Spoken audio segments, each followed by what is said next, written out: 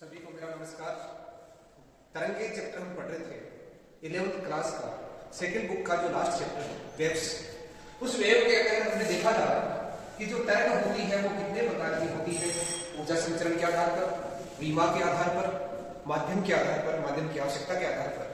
फिर हमने उस तरंग के जो गुण थे उनके बारे में अध्ययन करते थे। आयाम क्या होता है, आवर्ती क्या होती है, तरंग ध्रुवीय क्या होती है, उसी को हम आगे बढ़ाते हैं और अध्ययन करते हैं। सबसे पहले तरंग ध्रुवीय वेवलेंथ। वेवलेंथ क्या होती है दोस्तों? वेवलेंथ नाम में आपको दिख रहा है एक लंबाई की बात करना चाह रही है, तरंग की लंबाई। इसका दूसरा नाम क्या है? तरंग की लंबाई।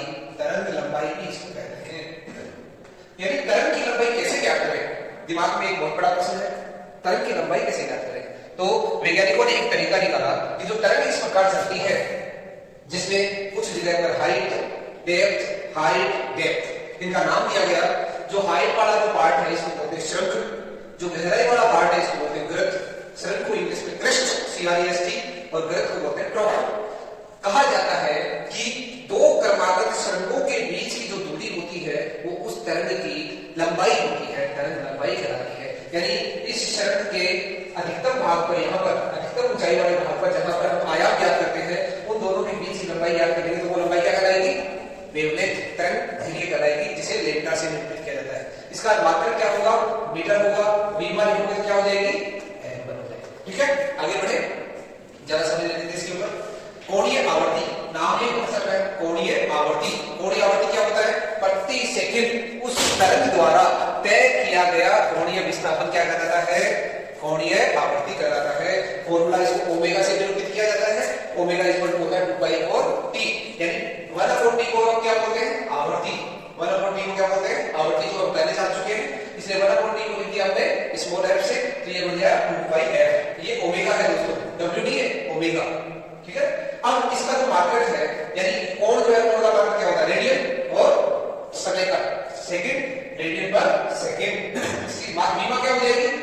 यानी कोणीय विस्थापन की कोई बीमा नहीं होती, यानी पर सेकंड, यानी t इनवर्स। इसकी बीमा क्या हो जाएगी? t inverse. चलो आगे बढ़ते हैं। तरंग की चाल, उस तरंग की चाल क्या होगी? तरंग की चाल का फॉर्मूला क्या होगा? यानी जो विक्षोभ है, तरंग के अंदर हमने क्या देखा था? तरंग की परिभाषा कैसे दी थी हमने कि किसी भी माध्यम के अंदर उत्पन्न विक्षोभ क्या कहलाता है दोस्तों?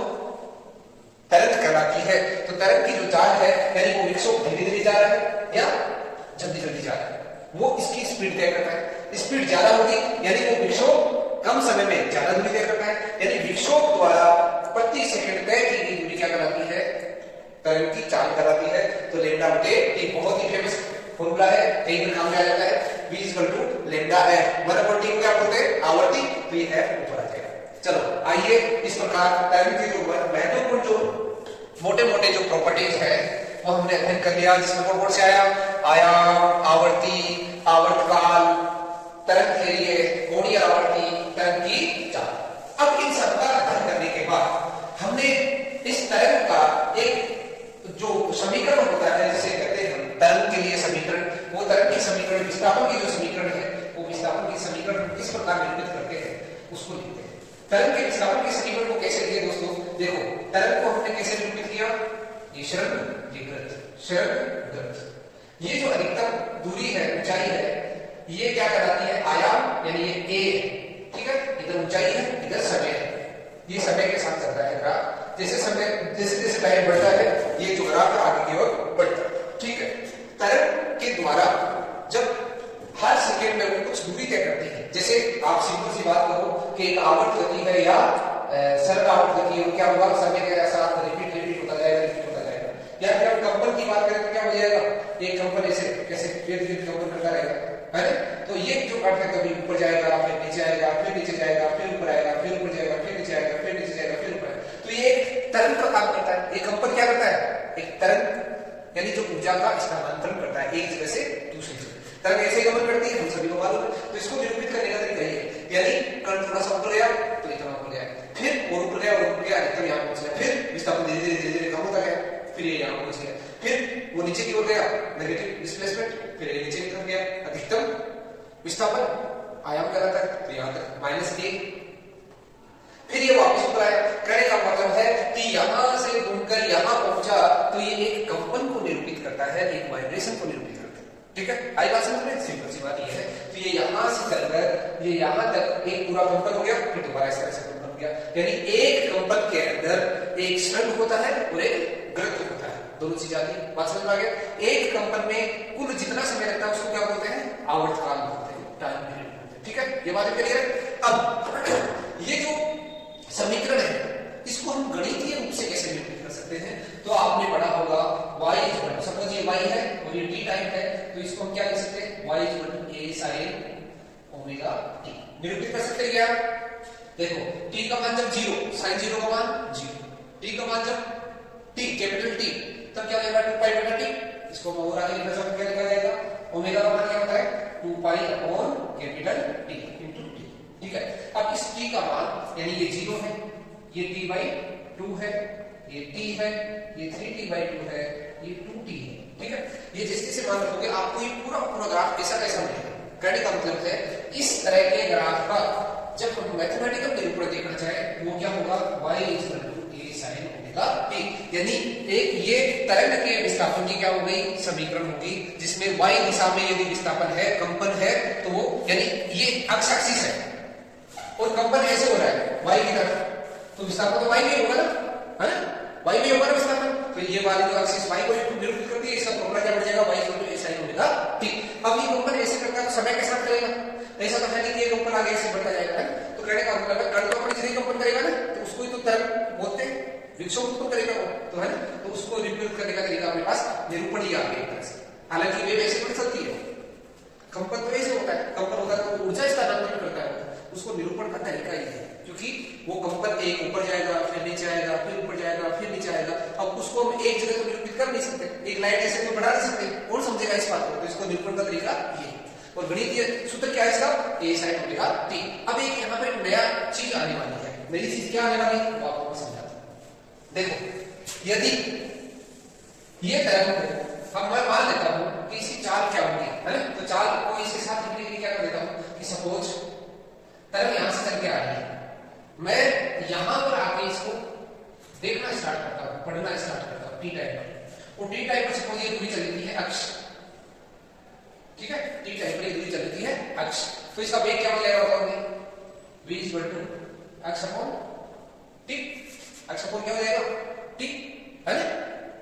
v इक्वल टू क्या हो जाएगा? अक्ष अपॉन t। अब मेरे को कह दिया जाए कि यदि इस t समय पहले की स्थिति क्या है, t समय पहले की स्थिति क्या है, इसको मैं यदि यहां लेके आऊं तो यहां पर लेकर तो यहां से t समय t टाइम क्या आ जाएगा? अक्ष अपॉन v आ जाएगा ना? t टाइम पहले यानी y equal to a sin omega t dash में बोल दो, है ना? t टाइम पहले की बात कर रहा है तो उसको क्या लिखा जाएगा? a sin omega t time पहले क्या हो जाएगा? t minus x upon v। जब t इक्वल टू 0 की बात कर रहा है, t इक्वल टू 0 की बात कर रहा है, यानी उससे कुछ समय पहले की बात कर रहा है। इस ये हो जाएगा विस्थापन का समीकरण जब वो मूल बिंदु से शुरू होगा, जब वो मूल बिंदु से शुरू होगा तो वो इसकी स्थिति में, ठीक है? अब यहां क्या होगा? इसमें इस ओमेगा को अंदर ले जाओ, अंदर ले जाओ तो ये समीकरण क्या हो जाएगा दोस्तों? y equal to a sin omega को अंदर ले जाओ, omega t minus omega x upon v, ठीक है? Omega x upon v। Omega upon v को एक स्थिरांक से लिखा जाता है जिसे बोलते हैं वेव संचरण नियतांक, तरंग संचरण नियतांक, तरंग संचरण नियतांक स्थिरांक। स्थिरांक है जो कैसे निरूपित किया जाता है, वो एक हर एक वेव के लिए क्या होता है? अलग अलग होता है। तो इस समीकरण को कैसे लिखा जाएगा?